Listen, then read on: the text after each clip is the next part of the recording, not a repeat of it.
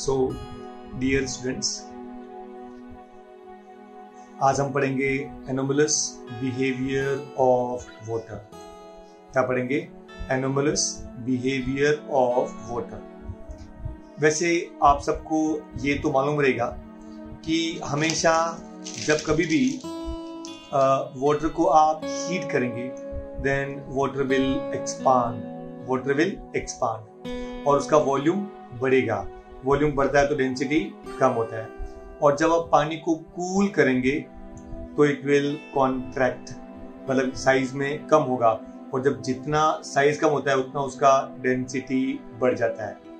I hope you got it. एक चीज आपको याद रखना है, आप वाटर को हीट करेंगे, आप जब पानी को गर्म करेंगे तो वो एक्सपांड होता है, मतलब उसका वॉल्यूम बढ़ेगा। जब उसका वॉल्यूम बढ़ेगा तो डेंसिटी कम होता है, because volume and density are inversely proportional. ये बात आपको याद रखना है कि अगर वॉल्यूम बढ़ेगा तो डेंसिटी कम होता है, और अगर वॉल्यूम कम हुआ तो डेंसिटी बढ़ेगा। ये बात आपको हमेशा याद रखनी है। Is that clear? ओके, क्योंकि mass remain constant. So once again, अगर मैंने बोला कि आपने पानी को गर्म किया तो पानी जब गर्म करेंगे तो एक्सपांड होगा मतलब उसका वॉल्यूम बढ़ेगा, और जब उसका वॉल्यूम बढ़ेगा तो डेंसिटी कम होता है। Is that clear? अगर आपने पानी को ठंडा किया तो उसका वॉल्यूम कम होगा, वॉल्यूम कम हुआ तो डेंसिटी बढ़ेगा। ये बातें आपको याद रखनी है और ये हमेशा एप्लीकेबल है। अभी वाटर जो है वो केवल ये एक ही लो मतलब कि ओबे नहीं करता है, उसकी एक important property, the most important property, actually यही वजह है कि ओशन के अंदर इवन दो पानी का टेम्परेचर 0 डिग्री सेल्सियस चला जाता है, उससे भी कम चला जाता है, इसके बावजूद भी फिश कैन सर्वाइव। जो फिश है वो नीचे सर्वाइव कर सकती है इसके बावजूद, बिकॉज 0 डिग्री में क्या होता है, ऊपर ओशन के ऊपर पूरा पानी रहेगा, मतलब पूरा आइस रहेगा, और वो आइस होने के बाद में भी आप देखेंगे कि नीचे की तरफ जो पानी का टेम्परेचर है वो ऑलमोस्ट 3 to 4 डिग्री सेल्सियस रहता है, एंड फिश कैन सर्वाइव, जबकि ऊपर पूरा आपको बर्फ मिलेगा ओशन के सरफेस के ऊपर। तो ये मेन रीजन है, because of anomalous behaviour of water. अगर ओशन का पानी के सरफेस है उस पे आइस रहेगा, इसके बावजूद भी नीचे का जो पानी रहेगा वो 4 डिग्री सेल्सियस तक जा सकता है, और वहां पे fish can survive. I hope you got it. तो ये बात आपको याद रखनी है। ये एक्चुअली कैसा है कि सपोज फॉर एग्जांपल आप मान लीजिए स्टार्टिंग में पानी का टेम्परेचर है 10 डिग्री, आपने और कम किया तो 9, 8, 7, 6, तो जैसे जैसे आपको मालूम है कि जैसे जैसे पानी का टेम्परेचर कम होगा उसका डेंसिटी बढ़ेगा। आई रिपीट, जैसे जैसे पानी का टेम्परेचर कम होगा तो वो कॉन्ट्रैक्ट होगा, और जब कॉन्ट्रैक्ट होगा तो उसका डेंसिटी बढ़ेगा। और नीचे लेके हो 6, 5, 4, वो 4 डिग्री पे जब आप लेके आएंगे तो आप ऑब्जर्व करेंगे, लुक एट दिस वन, जब आप 4 डिग्री पे लेके आएंगे, ये 10 डिग्री था, आप जब जब उसका टेम्परेचर कम किया वैसे वैसे देखो, कैन यू सी, तो वॉल्यूम भी कम हुआ, और कम किया और वॉल्यूम कम हुआ, और कम किया और वॉल्यूम कम हुआ। लेकिन look at this one, at 4 degree Celsius, suppose the volume is minimum. सबसे कम वॉल्यूम कब रहेगा? जब उसका टेम्परेचर रहेगा 4 डिग्री सेल्सियस। अगर आपने टेम्परेचर और भी कम किया, मतलब जब आप 3 डिग्री पे करेंगे तो can you see the volume हल्का सा बढ़ रहा है, 2 डिग्री पे और वॉल्यूम बढ़ गया, 1 डिग्री पे और बढ़ गया, और 0 डिग्री पे जब व्हेन टेम्परेचर इज 0 डिग्री तो वॉल्यूम और बढ़ गया। कहने मतलब ये हुआ कि वाटर के अंदर when you decrease the temperature of water from 10 to 4 तो वॉल्यूम कीप ऑन डिक्रीजिंग, लेकिन 4 डिग्री से वापस जब 0 पे टेम्परेचर कम होगा तो उसका वॉल्यूम बढ़ेगा, and this property is called as anomalous behaviour of water. I hope you got it. I repeat, अब उसको उल्टा बोलो कि जब वो 0 डिग्री सेल्सियस पे था, अब हम बोलते हैं कि जैसे जैसे उसका टेम्परेचर बढ़ता है वैसे वैसे वॉल्यूम तो बढ़ना चाहिए, ये अपना नॉर्मल रूल है। लेकिन यहाँ पे कैसा है कि जब 0 डिग्री से आप बढ़ेंगे, आगे बढ़ेंगे, जब आप टेम्परेचर बढ़ रहा है तो वॉल्यूम बढ़ना चाहिए, लेकिन बिकॉज ऑफ एनोमलस बिहेवियर 0 से 4 के बीच में जैसे जैसे आपका टेम्परेचर बढ़ेगा वैसे वैसे वैसे वैसे उसका वॉल्यूम कीप ऑन डिक्रीजिंग। लेकिन ये कब तक होगा? Only up to 4 degree. मतलब ये 0 से 4 वाला जो सिस्टम है वो वाटर का बाकी लिक्विड से एकदम हटके है। Therefore, this behavior is called as anomalous behavior of water। हाँ, उसके बाद में जब 4 डिग्री के बाद में जब आप टेम्परेचर बढ़ाएंगे तो ऑब्वियसली उसका वॉल्यूम बढ़ेगा, एंड जैसे जैसे टेम्परेचर बढ़ेगा वैसे वैसे उसका वॉल्यूम भी बढ़ता रहेगा। लेकिन ये अलग जो नेचर है वो कहाँ पे शो करता है? 0 से 4 डिग्री। कहाँ शो करता है? 0 से 4 degree. And therefore this is called as anomalous behavior of water। So क्या बोलेंगे? anomalous behavior of water। I hope you got it। Now अभी कैसा हुआ? You can explain this by an apparatus। उसका नाम है Hope's apparatus। तो the question is, what is the Hope's apparatus? Please try to understand। Hope's apparatus क्या था? See, it consists of a cylindrical container। आपके पास में एक cylindrical container है। इस सिलिंड्रिकल कंटेनर के एकदम मिडिल पे आपने एक फ्लैट कंटेनर रखा, सिलिंड्रिकल मतलब उसके चारों तरफ ही छोटे सिलेंडर के बाहर एक बड़ा सा डिस्क जैसे रख दिया आपने। वो फ्लैट सरफेस है लेकिन वो सर्कुलर है, मतलब सिलिंड्रिकल ही है। और यहाँ पे आपने क्या डाल दिया? फ्रीजिंग मिक्सचर डाल दिया। क्या डाला? Freezing mixture. अच्छा, ये फ्रीजिंग मिक्सचर क्या होता है? अगर आपने आइस लिया और आइस के अंदर आपने सॉल्ट ऐड किया तो it is called as freezing mixture. मतलब उससे क्या होता है कि वो बाहर का जो टेम्परेचर एनर्जी है उसको वो एब्जॉर्ब नहीं करता है, and temperature almost remain same. ये तो आपको मालूम रहेगा। कुल्फी वाला, मटका कुल्फी वाला, जब वो बाहर आता है तो देखो उसके बाद एक बड़ा सा मटका रहता है, उसमें कुल्फी थोड़ी रहेगी, लेकिन उसके अंदर क्या होता है? वो आइस डालता है और उसमें बड़े बड़े जो अपना सॉल्ट है, जो नमक है, उसके टुकड़े रहते हैं। तो मेनली क्या करता है कि बिकॉज ऑफ आप आइस के अंदर वो नमक के टुकड़े डालेंगे ना, तो क्या होता है कि जो आइस है it doesn't absorb heat from outside, and therefore temperature is always maintained at 0 degree Celsius। I hope you got it। I mean to say here, इसको बोलते हैं freezing mixture। I hope you got it। आप नमक ले लो, नमक के अंदर आप आइस डाल दो या आइस के अंदर आप नमक डाल दो, एक ही बात है। तो उसमें क्या होगा कि जो आइस है वो हीट एब्जॉर्ब नहीं करता है और उसको बोलते हैं फ्रीजिंग मिक्सचर। मतलब वो इतना जल्दी मेल्ट नहीं होता है। I hope you got it. उसको क्या बोलते हैं? Freezing mixture. अब इंपॉर्टेंट थिंग, ये आपने बीकर लिया, छोटा वाला बीकर लिया। इस छोटे वाले बीकर के अंदर what you will observe that इसके अंदर हमने इसको पानी भर दिया और मान लो पानी का टेम्परेचर है 10 डिग्री सेल्सियस या 12 डिग्री सेल्सियस, जो भी रहेगा। ये इसका टेम्परेचर है कितना? 12 डिग्री सेल्सियस और 10 डिग्री सेल्सियस। ये इसका ये ग्राफ देखो, ये आपका ग्राफ है टेम्परेचर और ये आपका टाइम। Is that clear? तो स्टार्टिंग में आपने ऑब्जर्व किया कि उसका टेम्परेचर था मान लो 12 डिग्री सेल्सियस। कितना था? 12 डिग्री सेल्सियस। एग्री?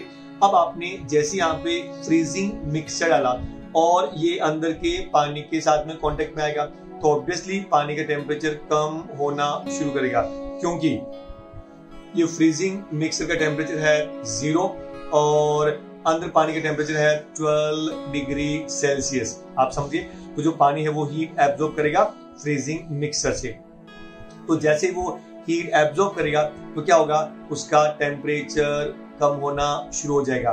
तो धीरे धीरे क्या होगा? जब इसका टेम्परेचर कम होता है तो क्या होता है कि 12 से 10, 9, 8, 7, तो जैसे जैसे टेम्परेचर कम होता है वैसे वैसे उसका डेंसिटी बढ़ेगा। डेंसिटी बढ़ता है मतलब एकदम पूरा सॉलिड जैसा हो जाएगा, एकदम उसकी डेंसिटी बढ़ेगा।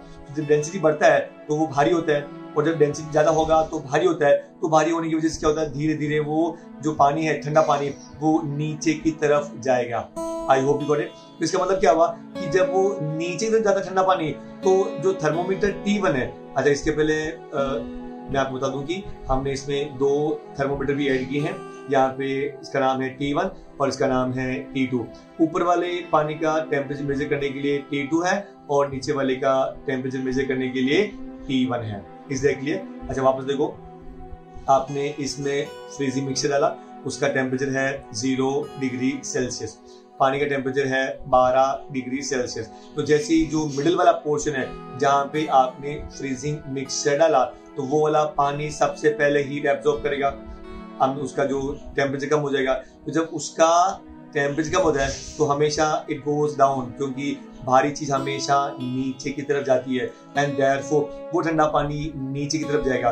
इससे क्या होगा कि ये वाला जो थर्मोमीटर है it will show decrease in temperature, और वो धीरे धीरे उसका टेम्परेचर कम होता जाएगा। ऊपर वाला इतना फास्ट शो नहीं करेगा क्योंकि पानी ऊपर जा ही नहीं रहा है, ऊपर तो उतना ही पानी है। जो पानी ज्यादा ठंडा हो गया था वो भारी हुआ, और भारी होने की वजह से वो नीचे गया। इसके लिए ये जो थर्मोमीटर है कौन सा, T1 वाला, ये एकदम रैपिडली, एकदम फास्ट टेम्परेचर कम करता जाएगा। तो ये बढ़ेगा 12, 11, 10, 9, 8, 7, 6, 5, आई होप गॉट इट, और ये 4 डिग्री तक जा सकता है। तब तक हो सकता है स्लोली स्लोली ये 12 से 10 तक भी आएगा, लेकिन एकदम ये जो है वो ग्रेजुअल कम होता है।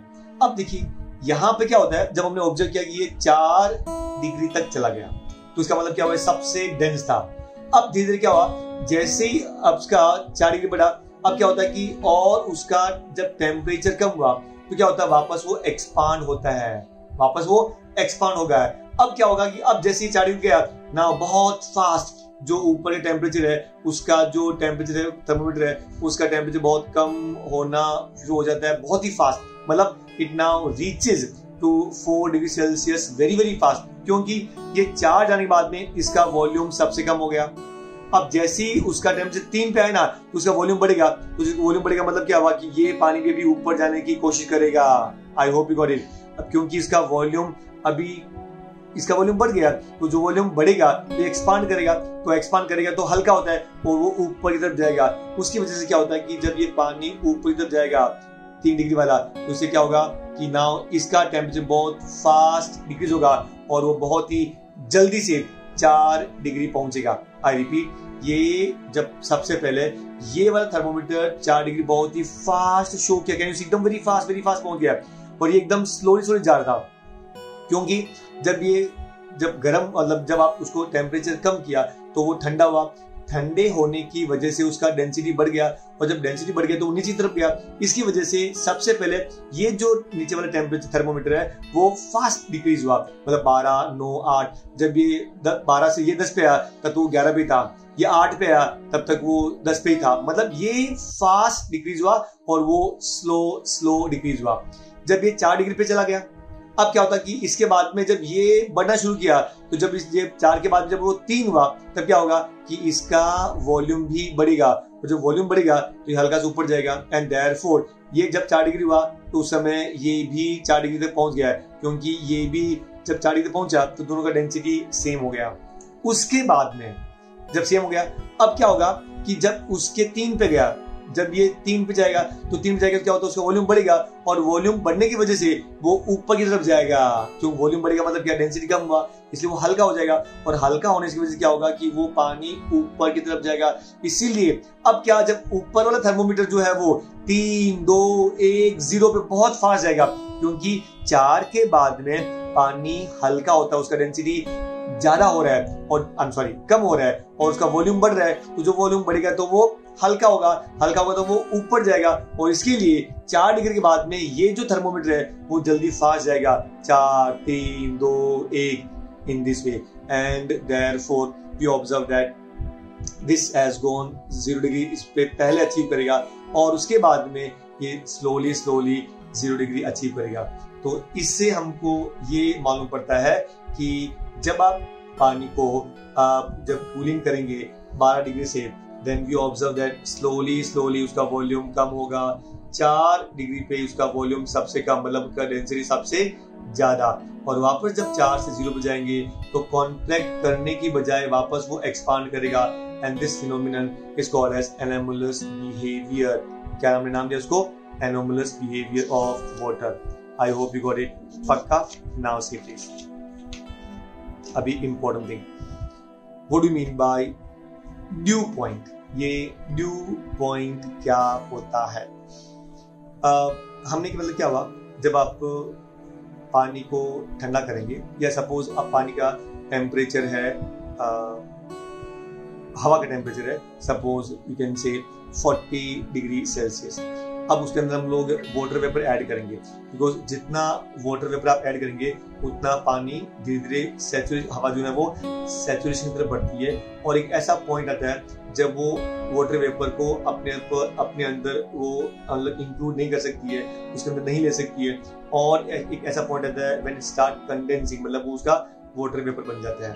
आई रिपीट, जब हवा के अंदर क्या होता है, हवा has the capacity to absorb moisture, तो जब मॉइस्चर एब्जॉर्ब करता है तो क्या होता है, उसका टेम्परेचर स्लोली कम होता है, और एक ऐसा पॉइंट आता है कि उससे ज्यादा वो मॉइस्चर एब्जॉर्ब नहीं कर सकता है, और वो जो पॉइंट है व्हेन इट स्टार्ट्स सैचुरेटिंग, जब वो उसका कंडेंसेशन हो जाता है, तो वो टेम्परेचर को हम लोग बोलते हैं ड्यू पॉइंट। क्या बोलेंगे? Dew point. I repeat, air has capacity to absorb moisture, जो एयर है वो मॉइस्चर को एब्जॉर्ब करता है, उसकी वजह से क्या होता है कि उसके अंदर वाटर वेपर की कंटेंट बढ़ जाता है, तो और उसका टेम्परेचर कम होता है। तो अगर आपने और एब्जॉर्ब किया, उसका और टेम्परेचर बढ़ गया, तो जिस टेम्परेचर पे जो वाटर वेपर है, जो एयर है, इट स्टार्ट्स कंडेंसिंग, मतलब वो वाटर वेपर में कन्वर्ट हो जाता है, उस टेम्परेचर को आप बोलते हैं ड्यू पॉइंट। क्या बोलेंगे? Dew point. I hope you got it now. So please, अच्छा, जैसे जैसे मैंने बोला कि आप टेम्परेचर डिक्रीज करेंगे तो एयर है वो सैचुरेट होता है। आई रिपीट, जैसे जैसे आप किसी पर्टिकुलर एयर का टेम्परेचर कम करेंगे तो वो सैचुरेशन की तरफ बढ़ता है, मतलब उसमें वाटर वेपर ज्यादा होता है, और एक ऐसा स्लोली और कम करेंगे और उसका मतलब कि जो टेम्परेचर कम हो जाएगा तो वाटर वेपर को और ज्यादा वो एब्जॉर्ब करेगा, तो एक ऐसा पॉइंट आएगा, एक ऐसा टेम्परेचर आएगा कि उसके बाद में वो वाटर वेपर को एब्जॉर्ब नहीं कर सकता है। That temperature is called as dew point. क्या बोलेंगे उसको? Dew point. I hope you got it now. अब देखो उसकी रोल इंपॉर्टेंट, वापस एक बार डेफिनेशन देखिए मेरे साथ में। Suppose unsaturated air at a certain temperature is taken, अगर आपने अनसैचुरेटेड मतलब जिसके अंदर कोई मॉइस्चर नहीं है, कोई वाटर वेपर नहीं है, अगर आपने ऐसा एयर कंसीडर किया और उसका आपने टेम्परेचर बढ़ाया, कम किया, अगर आपने उसका टेम्परेचर आपने कम कर दिया, then a temperature is reached at which the air becomes saturated with vapour. एक ऐसा टेम्परेचर आपको मिलेगा जब वो एयर वो सैचुरेशन हो जाएगा, मतलब वो no longer it will be able to absorb water vapour, and this temperature is called as dew point, called as dew point. अब देखिए एक इंपॉर्टेंट एग्जांपल है। At 40 degree Celsius, I repeat, जब टेम्परेचर ज्यादा रहेगा किसका? हवा का, it can contain 49 gram of water vapour. उस समय उसका जो कैपेसिटी है वाटर वेपर एब्जॉर्ब करने का वो कितना होता है? 49 ग्राम पर किलोग्राम। आई होप बड़ी 49 ग्राम ऑफ वाटर वेपर पर किलोग्राम ऑफ ड्राई एयर, मतलब 1 किलोग्राम जब ड्राई एयर लेंगे तो उसके अंदर 49 ग्राम ऑफ वाटर वेपर वो एब्जॉर्ब कर सकता है। कब? जब उसका टेम्परेचर रहेगा 40 डिग्री सेल्सियस। लेकिन अगर टेम्परेचर 20 है, इसका मतलब it can take only 14.7 gram of water vapour. इसका मतलब क्या हुआ कि जैसे जैसे टेम्परेचर कम होता है वो एब्जॉर्प्शन करने की ताकत कम होती है, और जिस टेम्परेचर पे वो बिल्कुल एब्जॉर्ब नहीं करेगा, it is called as dew point. क्या बोलेंगे उसको? Dew point. I hope you got it. पक्का? Now say please.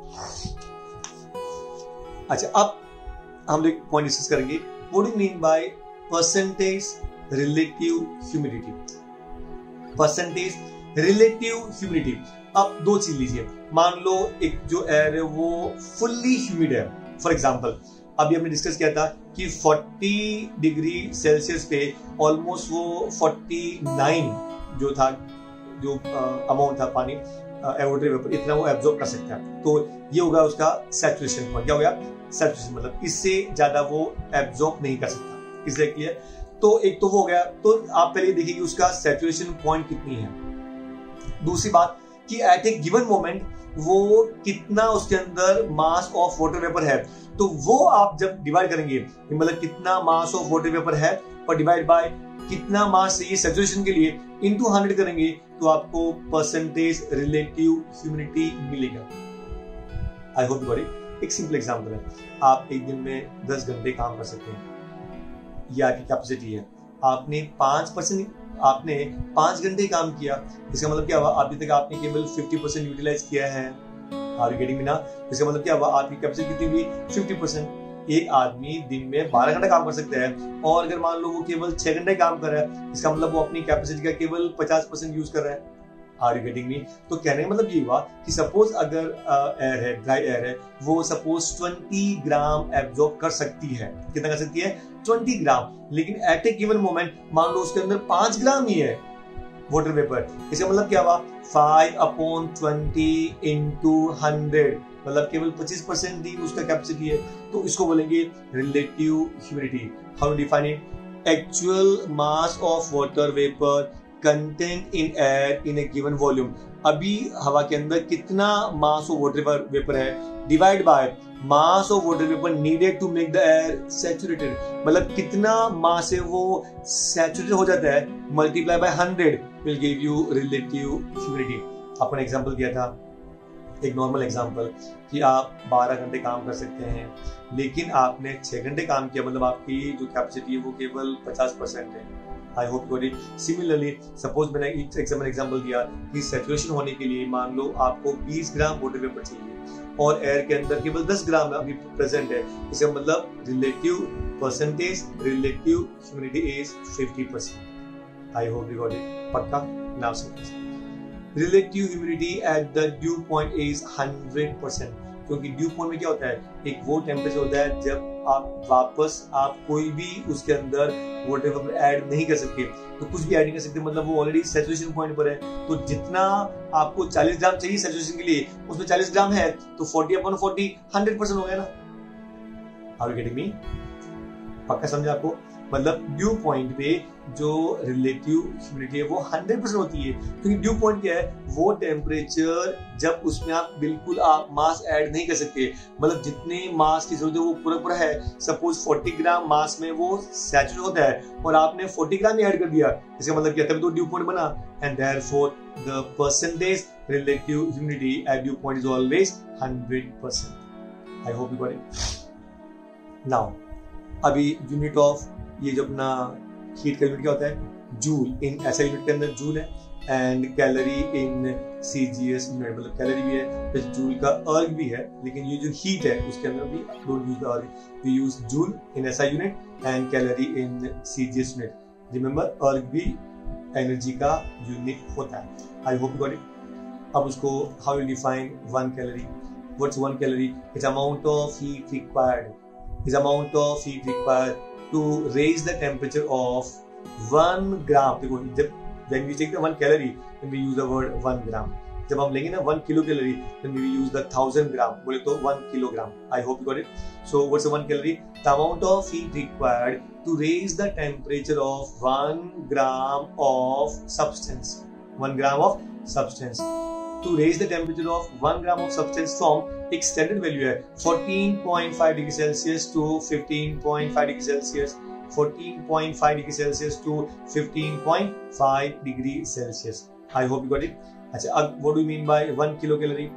It's amount of heat required to raise the temperature of 1 kilogram of substance from 14.5 to 15.5 degree Celsius. I hope you got it. इसको बोलते हैं 1 kilo calorie. And remember 1 kilo calorie is equal to 1000 calorie. 1 kilo calorie is equal to 1000 calorie. I hope you got it. पक्का? अभी हम लोग और आगे ये जो डेफिनेशन किसके बेस पे हुआ वो हम लोग आगे थोड़ा पढ़ने वाले हैं कि how we got this definition.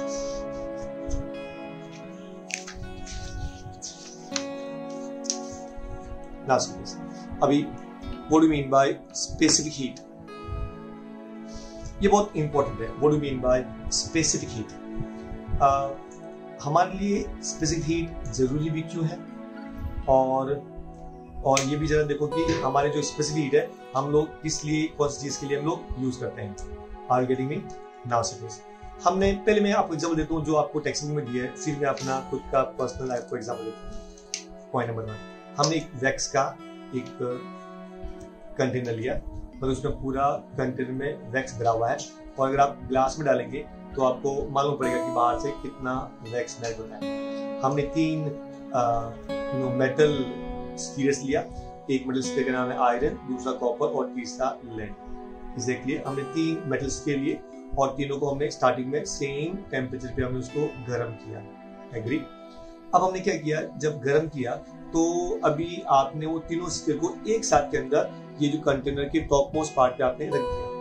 अब क्या होगा कि आयरन जो गर्म होगा तो iron will absorb heat at the same time it will give out heat. लेकिन आयरन जो की हीट एब्जॉर्ब ज्यादा करेगा, तो जब वो वैक्स से हीट ज्यादा एब्जॉर्ब करेगा तो वो ज्यादा हीट भी बाहर देगा और उसकी वजह से जो बाहर का वैक्स है वो मेल्ट हो जाएगा। कॉपर में वो कम एब्जॉर्ब करता है तो कम हीट डोनेट करेगा या बाहर देगा, और जो लेड है वो आप एकदम कम हीट एब्जॉर्ब करता है तो मेरी बहुत कम हीट बाहर देता है। इसका मतलब क्या हुआ कि जो आयरन है वो जब आप उसको हीट देते ना वो बहुत जल्दी हीट एब्जॉर्ब करता है। इसका मतलब ये होता है कि वो बहुत हीट जल्दी गिव आउट भी करता है, मतलब वो बाहर भी ज्यादा हीट देता है। उसकी वजह से जो आयरन स्फीयर था उसका वैक्स, वहां से जो वैक्स है वो ज्यादा मेल्ट हुआ, and therefore the depth of iron is more as compare to copper and as compare to lead. I repeat, iron है उसका capacity to absorb heat is more, therefore to emit heat is also more. तो जब वो heat ज्यादा बाहर emit करेगा तो definitely जो वैक्स है वो ज्यादा मेल्ट होगा, एंड वी ऑब्जर्व दैट कि जो आयरन है उसने सबसे ज्यादा जो वैक्स है उसको मेल्ट किया एंड वो सबसे नीचे पहुंच गया। I hope got it. तो इसका मतलब क्या हुआ, हमको अगर सपोज किसी सब्सटेंस का टेम्परेचर बढ़ाने का है तो अगर वो जल्दी हीट एब्जॉर्ब करता है, इसका मतलब ये होता है कि उसका स्पेसिफिक हीट ज्यादा है और हम केवल वही वी रिक्वायर द थिंग्स जो हमारे लिए सूटेबल है। मतलब क्या होता है कि हीट जो उसका टेम्परेचर है वो जल्दी बढ़ना चाहिए कम हीट के अंदर ही। कम हीट के अंदर ज्यादा कब बढ़ेगा, जब वो ज्यादा एब्जॉर्ब करेगा। फॉर एग्जांपल आपने हीट दिया, उसने एब्जॉर्ब कर लिया तो जल्दी से टेम्परेचर बढ़ गया। तो हमको एक्चुअली कभी कभी ऐसी चीज की जरूरत पड़ती है जो कम हीट देने के बाद में भी आपको ज्यादा टेम्परेचर बढ़ाए, और उसकी बहुत सख्त जरूरत है। फॉर एग्जाम्पल मैं एकदम कॉमन एग्जाम्पल देता हूँ। 3 लोग हैं, सपोज 3 लोग हैं और 3 से गर्ल्स है, सीता, गीता और रीता। अभी क्या हुआ कि उनको एक टास्क दिया था, भाई आपको खाना बनाना है।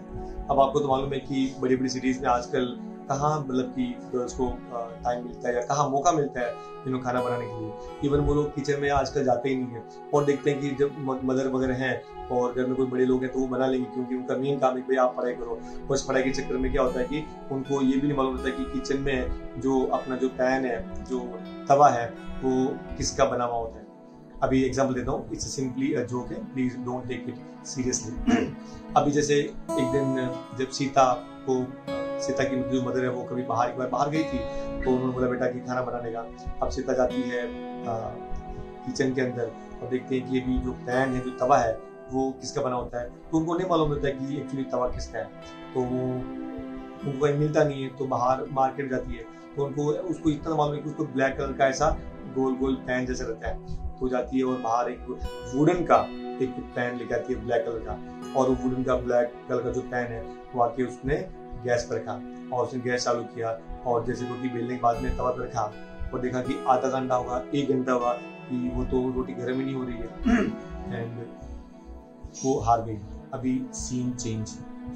अभी गीता आती है, गीता की मदर भी बाहर जाती है, उसको बोलती है कि भाई आप खाना बनाना है। तो वो भी उसको घर पे तवा मिलता नहीं है, वो बाहर जाती है। तो उसने देखा कहीं तो मार्बल का ब्लैक कलर का दिखा, तो बोला कि शायद यही हो सकता है कि तवा होता है। तो वो मार्बल का लेके आती है और मालूम पड़ता है कि उसको एक रोटी सेकने के लिए उसको आधा घंटा लग गया।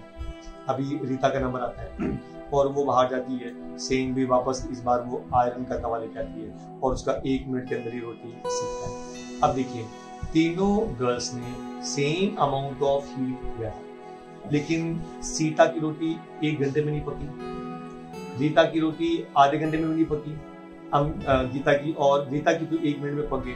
इसका मतलब क्या हुआ कि हमको वो सब्सटेंस लेना चाहिए जो जल्दी हीट एब्जॉर्ब करे, जो जल्दी हीट एब्जॉर्ब करे। मतलब आपने इसको हीट दिया और उसका टेम्परेचर बहुत फास्ट राइज हो गया, तो वो सब्सटेंस लेंगे तो क्या होता है कि it will give out heat. Obviously वो जल्दी ठंडा भी जल्दी होगा, लेकिन हम क्या चाहते हैं कि जल्दी से जल्दी वो हीट एब्जॉर्ब करे, तो हमारे ऊपर जो तवे के ऊपर रोटी है वो जल्दी सीख जाएगी। आई होप यू गॉट इट। तो जब आप डिसाइड करते हैं कि स्पेसिफिक हीट कैपेसिटी क्या है, तो आपको ये देखना है कि आप जब हीट सप्लाई करेंगे तो किसका टेम्परेचर फास्ट राइज होगा और कितने हीट पे राइज होता है, तो वो डिसाइड करता है कि उसका स्पेसिफिक हीट कितना है। फॉर एग्जाम्पल मैंने देखा आयरन के अंदर आपने 1 किलो कैलोरी हीट दिया, 1 किलो कैलोरी हीट दिया और उसका टेम्परेचर बढ़ गया 100 डिग्री सेल्सियस। आपने कॉपर को 1 किलो कैलोरी हीट दिया, उसका टेम्परेचर बढ़ा 10 डिग्री सेल्सियस। आपने लेड को हीट दिया 1 किलो कैलोरी और टेम्परेचर बढ़ा केवल 1 डिग्री। इसका मतलब क्या हुआ? It require more amount of heat to increase temperature and it require less amount of heat to increase temperature। इसके लिए स्पेसिफिक हीट जो है वो आयरन का सबसे ज्यादा रहेगा इन तीनों में से। I hope you got it। तो what do you mean by specific heat? Definition के पहले I want to give again two example। Please try to understand। Q proportional to mass। अभी हमने क्या किया, आपको एक मैंने टास्क दिया। टास्क ये कि 2 सब्सटेंस है और दोनों 1-1 किलो का है और किसको हीट ज्यादा लगेगा। कंडीशन क्या है कि आपको केवल 1 डिग्री टेम्परेचर बढ़ाने का है। Is that clear?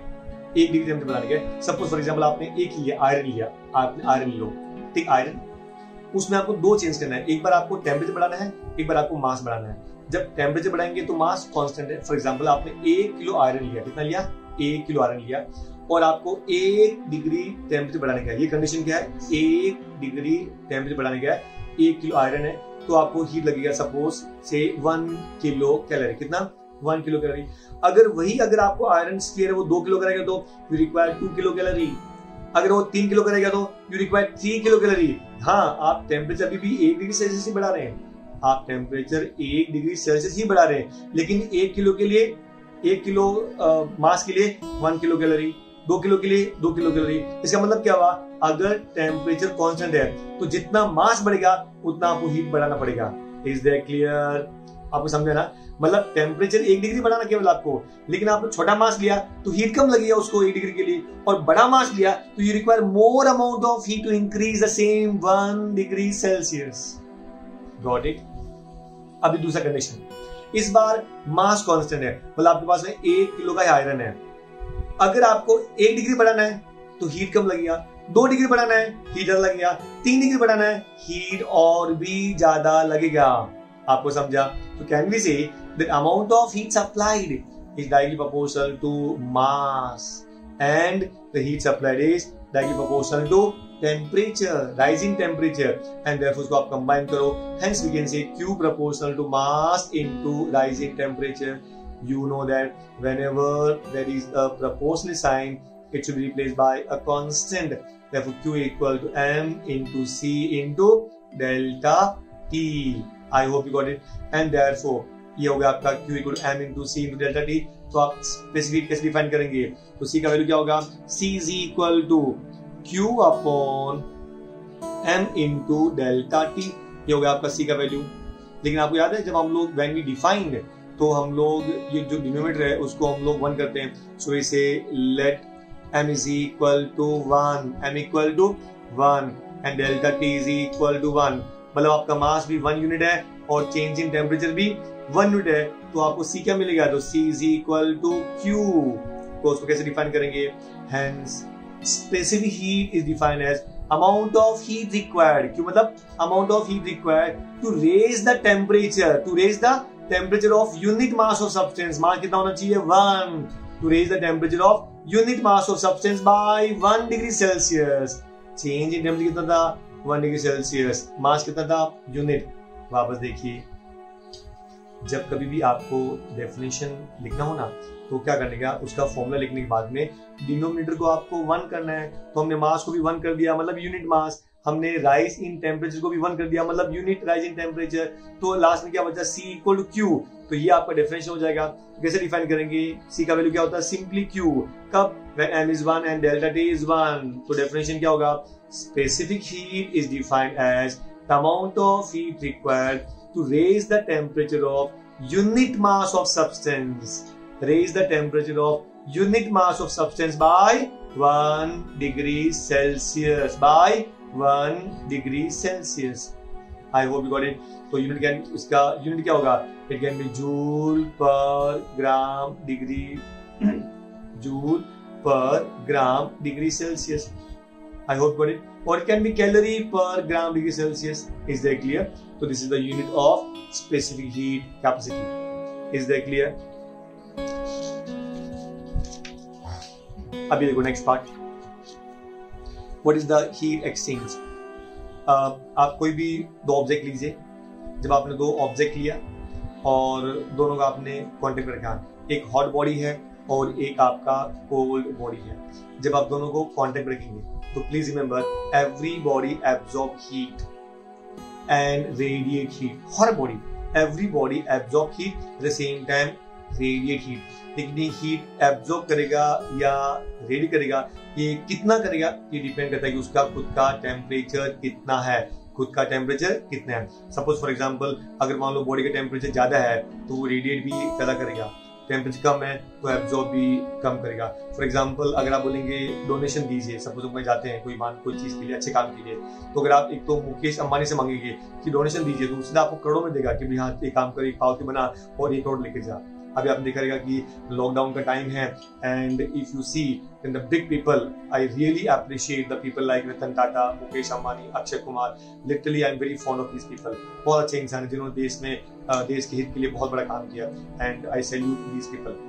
So remember just वही एग्जांपल है. अगर जिनके पास में ज्यादा पैसा तो वो ज्यादा डोनेट करेंगे, जिनके पास में कम पैसा वो कम पैसा देंगे. फॉर एग्जांपल अगर हम जैसे लोगों के पास में आएंगे भी आप डोनेशन दीजिए तो उनको 100 रुपए देंगे, 500 रुपए देंगे, बहुत हो गए, उससे ज्यादा पॉसिबल नहीं है. लेकिन if you go to these people, Tata, Ratan Tata, like Anil, sorry Mukesh Ambani, Akshay Kumar, like these people, तो डेफिनेटली वो ज्यादा अमाउंट में भी देंगे. तो आई रिपीट, अगर बॉडी का टेम्परेचर ज्यादा तो heat amount radiate will be more. अगर टेम्परेचर कम है तो वो रेडिएट भी कम करेगा. Is that clear? लेकिन अगर दो बॉडी कांटेक्ट में तो आपस में हीट एक्सचेंज करेगा और वो हीट एक्सचेंज चलता रहेगा जब तक उन दोनों का टेम्परेचर सेम नहीं होता है. तब तक एक का टेम्परेचर कम होगा और दूसरे का बढ़ता रहेगा. लेकिन जैसे ही दोनों का टेम्परेचर सेम होगा हीट एक्सचेंज चालू रहेगा, लेकिन न तो उसका टेम्परेचर बढ़ेगा न उसका कम होगा. आई होप यू गॉट इट. मतलब कोई भी दो बॉडी आपस में कांटेक्ट में रहेगा, एक का टेम्परेचर ज्यादा दूसरे का कम, तो जिसका टेम्परेचर ज्यादा है वो उसको हीट ज्यादा देगा और इसे हीट कम लेगा. और ये चलता रहेगा. मतलब इसके पास टेम्परेचर ज्यादा तो हीट बहुत ज्यादा देगा उसको और इससे कम लेगा. तो स्लोली क्या होता है, इसका टेम्परेचर कम होता है और इसका बढ़ता है. ये कब तक चलेगा? जब तक दोनों का टेम्परेचर सेम नहीं हो जाता. उसको बोलेंगे heat exchange. I hope you got it. पक्का सीख. And what is measurement of specific heat by calorimeter experiment? Very simple. Take a calorimeter, एक कॉपर कंटेनर, उसमें एक पानी रहता है, नॉर्मल पानी लगा दीजिए. अब आप एक हॉट स्फीयर ले लो और उसको गर्म करके और उसको उस कैलोरीमीटर में डाल दीजिए, पानी में डाल दीजिए. तो इसमें हीट लॉस कौन करेगा? वो स्फीयर लॉस करेगा. गेन कौन करेगा? पानी और कॉपर कंटेनर. तो heat lost by sphere is equal to heat gained by copper container and water. I hope you got it. I repeat, what this calorimeter experiment is that आपने एक copper container लिया, उसके अंदर आपने पानी डाला और आपने गर्म करके स्फीयर लिया, हॉट स्फीयर, उसको आपने उसमें पानी में डाल दीजिए. तो इसमें हीट लॉस कौन करा ज्यादा? Heat is lost by copper, I mean this sphere, और गेन कौन करेगा? पानी as well as container. So heat lost by sphere is equal to sum of the heat absorbed by water and heat absorbed by copper container. I hope you got it. Pakka? कोई doubt?